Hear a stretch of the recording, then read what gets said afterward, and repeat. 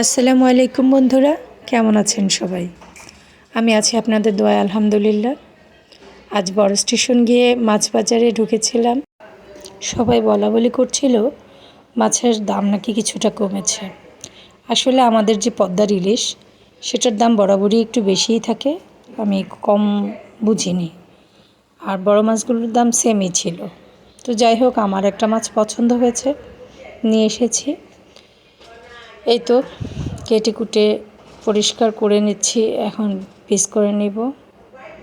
আসলে মাছ খাওয়ার চাইতে দেখা এবং কেটে কুটে রান্না করা আমার খুব ভালো লাগে। কার কেমন জানি না, আমার বেশ ভালো লাগে।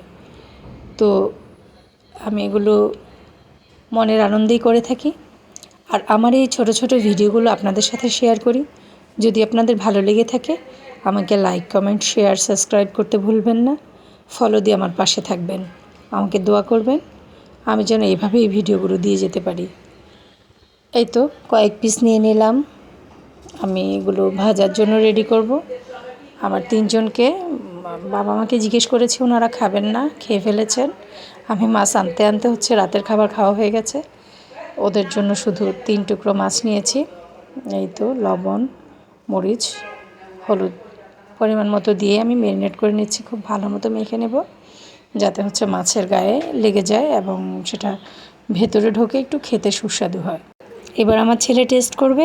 বিসমিল্লাহির রহমানির রহিম। তো কেমন লাগলো ভিডিওটা জানাবেন কমেন্টে। আল্লাহ হাফেজ।